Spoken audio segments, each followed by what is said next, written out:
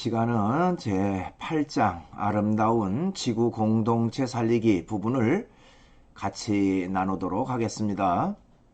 앞부분에서는 지구 생태계가 위험하다는 내용이 나오는데요.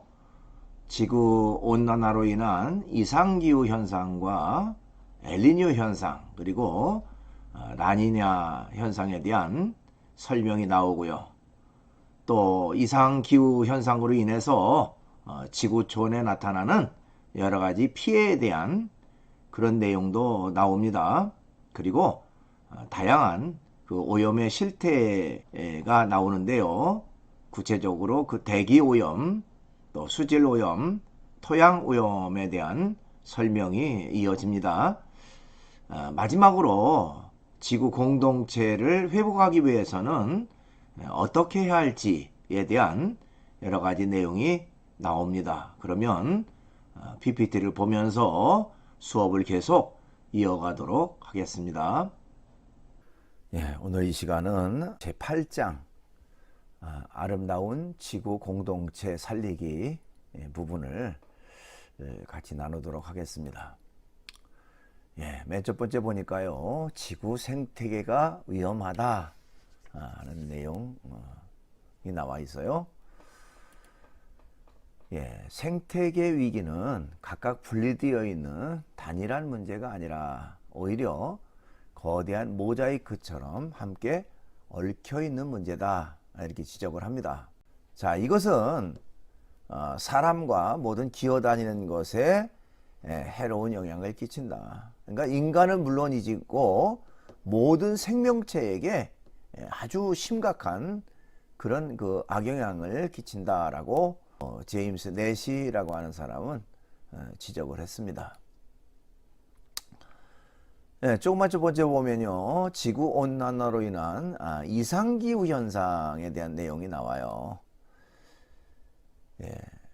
박영숙이라고 하는 분이 쓴 책의 내용을 보면요, 다가올 50년의 활동으로 지구의 미래가 결정된다 하는 좀 의미심장한 말을 했습니다. 현재 기후 변화 추세가 앞으로 지속된다면 지구상에 있는 생물종의 6 중 하나는 멸종될 수 있다, 이런 지적을 했습니다. 기온이나 강수량 등이 정상에서 벗어나는 것을 우리가 이상기후라고 말하죠. 자, 이런 그 이상기후 현상은 왜 나타나느냐? 그것은 대부분 지구의 온난화로 인해서 발생한다는 거예요. 지구가 점점 더 따뜻해지면서 극지방의 빙하가 녹고 해수면이 올라가게 된다. 그러면서 이제 두 가지 그 현상이 나타난다 하는 것입니다. 지구가 따뜻해지면서 그 극지방에 있는 빙하들이 녹아 내리게 된다는 거예요. 그러면서 결국 이제 해수면이 올라가게 됐죠, 당연히. 그러면서 이제 나타나는 현상 중에 하나는 엘니뇨 현상이다. 이 엘니뇨는 해수 온난화, 즉 바닷물이 따뜻해지는 그런 엘니뇨 현상.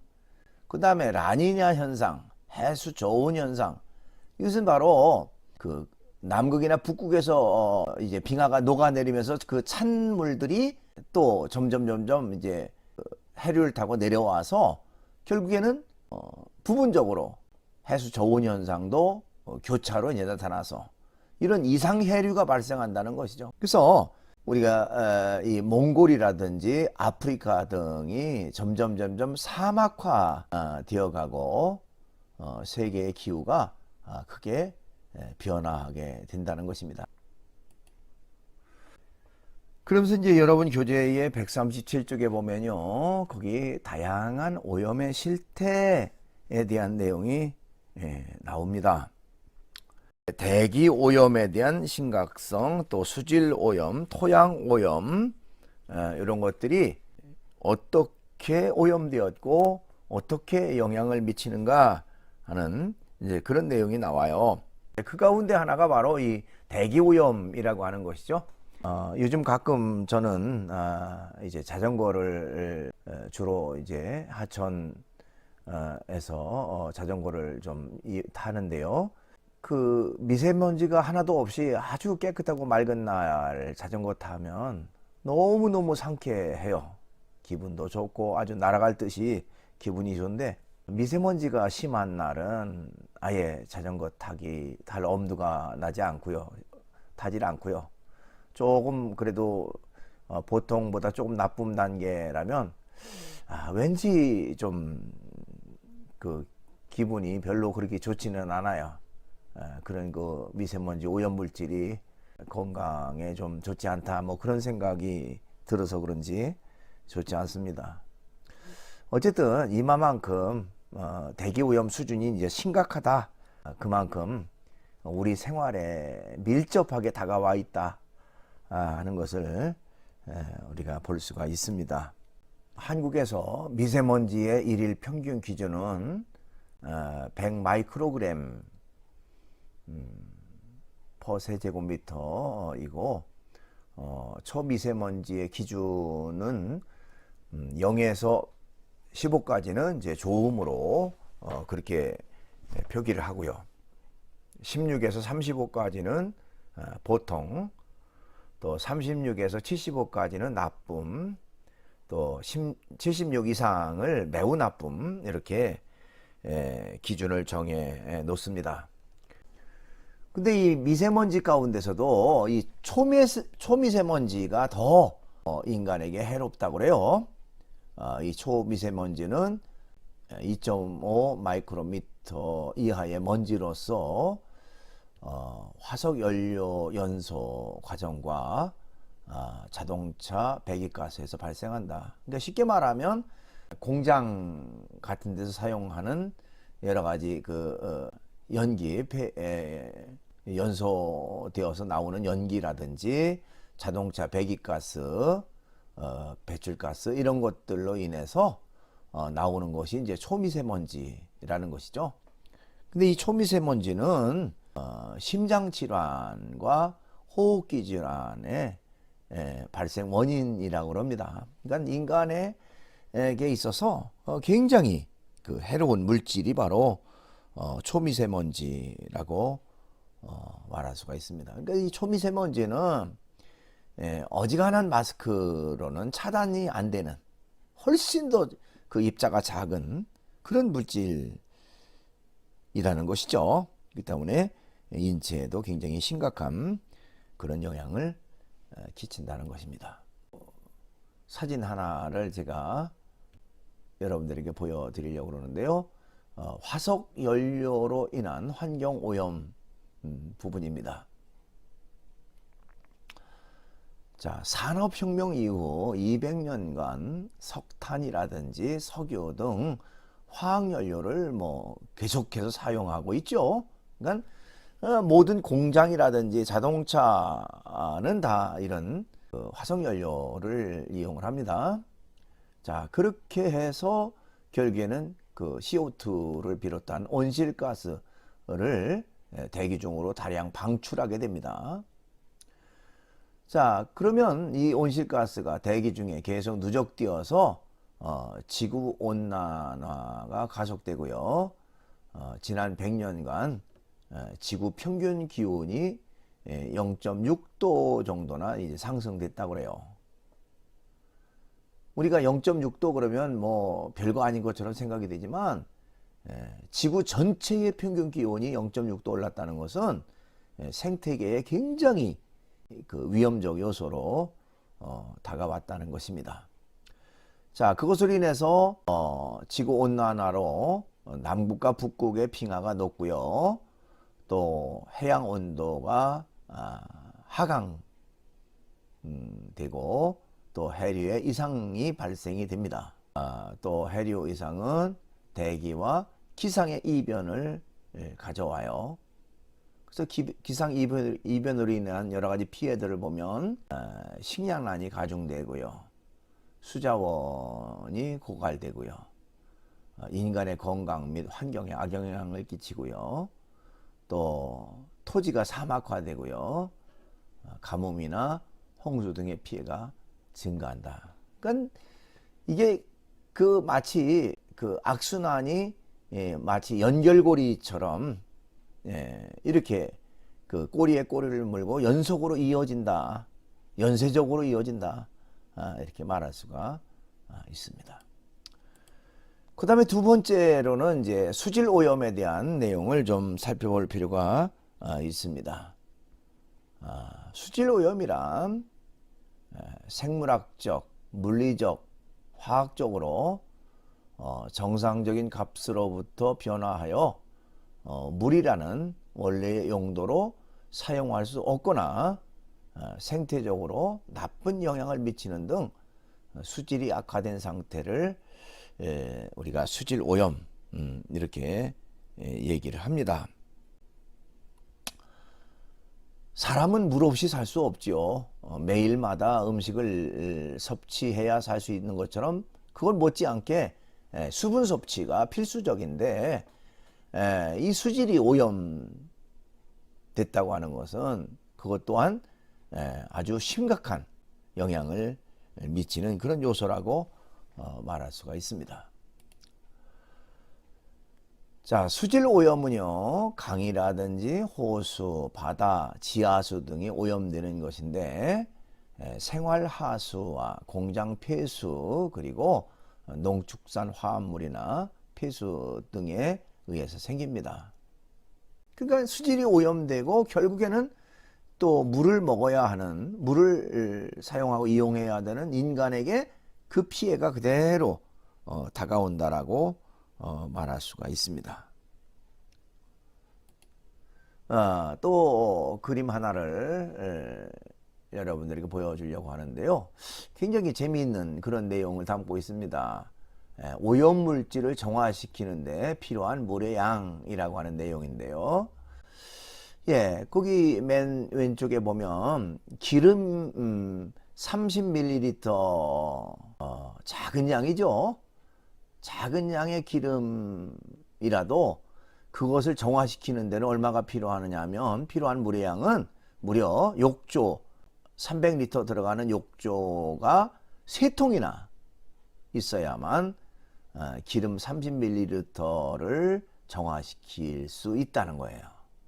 또 된장국물 200ml는 욕조 300리터 분량의 5통이 있어야만 정화가 되고 마요네즈 10ml는 정화되는데 욕조 8통 정도의 분량이 있어야만 정화가 된답니다.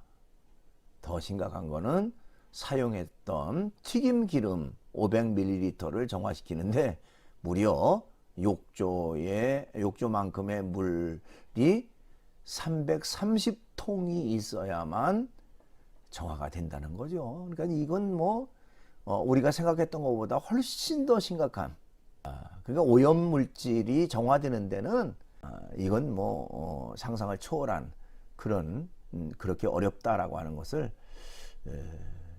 말하고 있습니다. 그 다음에 또 이제 오염 가운데 토양 오염이라고 하는 게 있습니다. 쓰레기 매립장 갈등, 쓰레기 대란, 쓰레기 매립 침출수, 반송된 산업 쓰레기, 필리핀 쓰레기 수출, 이런 그 다양한 이유로 토양이 오염된 것을 나타내는 말들입니다. 이 토양 오염이라고 하는 것을 조금 더 좀 설명을 해보면 여러분 교재는 없습니다만은 여러분들이 좀 상식적으로 알아두면 좋겠어서 잠깐 정리를 해봤습니다. 자, 토양 오염이란 산업 활동을 포함한 사람의 활동으로 인해 토양이 오염되는 것으로서 사람이나 다른 동식물의 건강과 환경에 피해를 주는 것을 말합니다. 넓은 의미의 토양 오염에는 흙의 오염뿐만 아니라 지하수나 지하 공기의 오염까지도 포함되고요. 토양 오염 물질에는 산업 쓰레기에 포함된 중금속류 외에도 농업에 사용되는 비료나 생활 쓰레기에 포함된 다양한 유해 물질 등이 포함된다. 이것이 또한 복합적으로 인간에게 지하수의 오염, 대기의 오염, 결국 그 피해가 그대로 인간과 생명체, 동물들에게 다가오게 된다라고 하는 것을 말하고 있습니다. 또 그림 하나를 좀 설명을 하려고 하는데요. 아까 다왔던 것의 종합판이라고 말할 수도 있습니다. 자, 토양 오염이라고 하는 것은 그 원인이 다양한 원인이 있을 수 있다는 것이죠. 자동차 배기가스로 인해서 결국에는 그것이 이제 그 구름 가운데 쌓여 있다가 비가 옴으로써 결국에는 그대로 토양으로 땅으로 떨어지고 오염물질이 자 산업 폐기물 분진 공장 배기가스도 역시 일부는 이렇게 강우로 인해서 떨어질 뿐만 아니라 그것을 매립했다가는 또 땅이 썩어지고 땅이 오염되는 결과 또 생활 폐기물 음식물 쓰레기 이런 것들도 그런 것들이 그대로 그냥 방치되고 방류되고 유출됨으로써 결국에는 그 하천이 오염되고 결국엔 그것이 또 토양 오염으로 또 농약이라든지 이런 살포가 결국에는 그 땅의 오염으로 그래서 이런 그 오염된 지역에서 배양한 여러 가지 식물이라든지 동물들에게 영향이 돼서 결국 그것을 인간이 섭취해서 결과적으로는 인간에게 피해를 가져다 주는 어쨌든 이렇게 다양한 그 오염 경로가 이루어지고 서로 얽혀 있는 그런 부분들을 볼 수가 있습니다. 자, 이런 다양한 오염은 결과적으로는 이제 지구를 병들게 만들죠. 그래서 지구의 자정 능력을 떨어뜨리고 또 지구 스스로 회복할 수 없도록 만들어서 결국 지구 공동체의 일원으로 살아가고 있는 인간에게도 큰 고통을 주게 된다.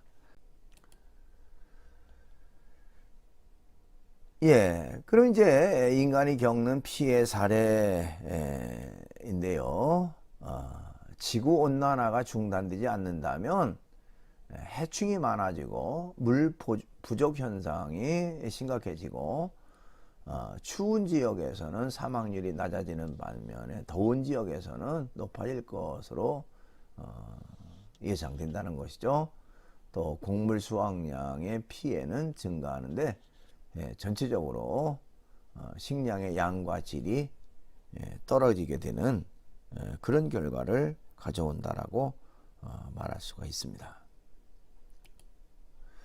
자, 이런 현상의 조짐을 볼 수 있는 것이 2005년 8월 말 미국 남동부를 강타했던 허리케인 카트리나, 또 유럽 대도시의 일사병, 중국의 물 부족 사태, 또 아르헨티나의 대초원의 가뭄, 또 오스트레일리아의 산불 등으로 나타나게 됩니다. 그러면 이제 큰 두 번째로 지구 생태계 위기 어디서 왔는가 하는 것입니다. 인간만 중요한가 하는 내용인데요. 자, 근대에 들어오면서 인간은 생태계를 죽은 것, 또 운명 지어진 것, 폐쇄된 것으로 이해해 왔다. 또한 자연을 인간이 이성을 통해 정복해야 할 대상이나 인간의 필요에 따라 이용할 수 있는 재료로 파악했다. 그러니까 자연이라고 하는 것, 생태계라는 것은 얼마든지 인간이 이용하고 그것을 개발하고 여러 가지 활용할 수 있는 그런 자원으로 봤다는 거예요. 근데 그것을 남용하다 보니까 결국에는 그 재난이 인간에게 닥치게 됐다는 것이죠. 그러니까 이런 생각은 인간만 중요하다는 생각이 결국 위기를 가져왔다, 이렇게 말할 수가 있습니다. 자, 이것은 바로 인간만이 중요하다는 생각에 사로잡혀 있는 것이기 때문에 그런데요. 인간만 중요한 것이 아니다. 또 다른 지구 공동체의 일원인 동물들에 대해서도 우리가 다뤄야 한다는 것입니다. 그러니까 인간에게 인권이라고 하는 것이 있는 것처럼 동물들도 소위 그 동물권이라고 하는 것이 있다. 아주 재미있는 그런 얘기를 지적을 했습니다. 예, 동물도 권리가 있는가? 자, 오늘날 많은 사람들은요, 반려동물을 가족의 일원으로 생각하는, 그래서 자기 삶의 일부분으로 생각하는 사람이 많습니다. 여러분들도 가정에 이런 그 반려동물들을 기르고 또 마치 가족처럼 그렇게 대하는 이제 그런 사람들이 많이 있을 거예요. 결국 반려동물이 인간의 삶에 있어서 굉장히 유용하고 유익한 기쁨을 주고 즐거움을 주죠. 그래서 오랫동안 가족과 함께 했던 반려동물이 죽었을 때 남겨진 이들이 겪게 되는 고통을 소위 펫로스 증후군이라고 말하기도 합니다.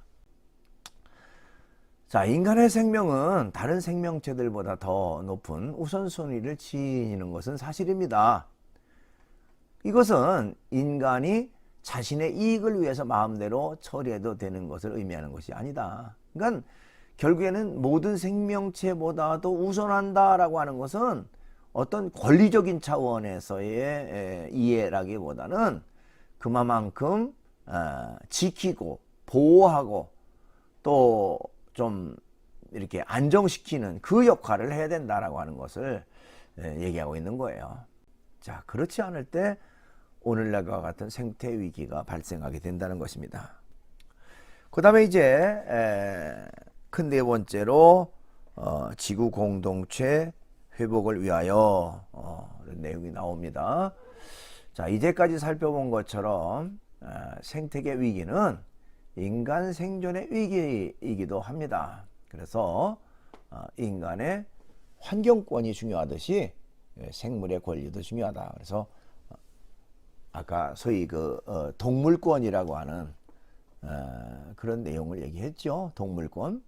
자, 특히 하나님에 의하여 지구 공동체의 대리인, 즉 청지기로 임명된 인간은 생태학적 정의인 사랑을 실천해야 한다, 이렇게 말할 수가 있습니다.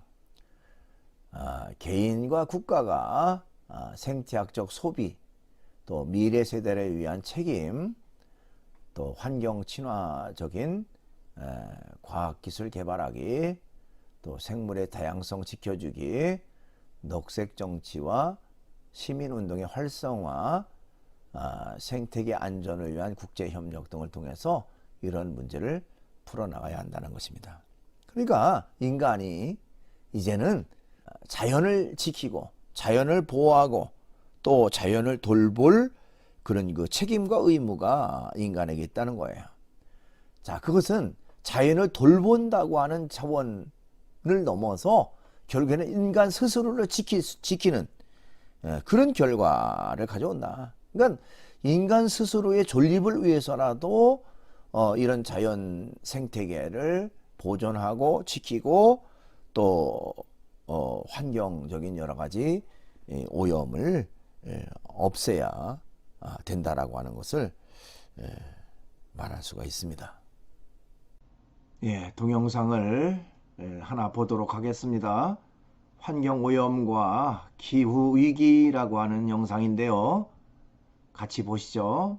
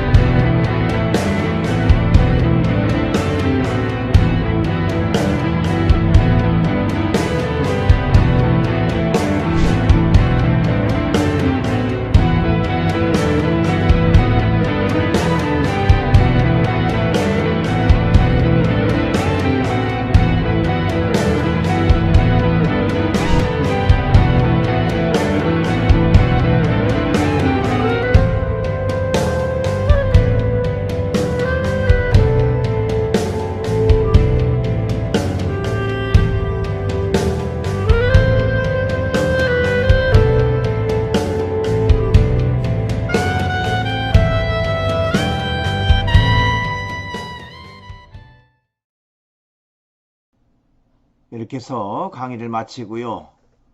이번 주 제 10주차 퀴즈는 엘니뇨 현상과 라니냐 현상은 무슨 뜻인가요? 하는 것입니다. 여러분들이 정답을 사이버 캠퍼스 질의응답란에 적으면 되겠습니다. 오늘도 강의 듣느라고 수고 많았습니다.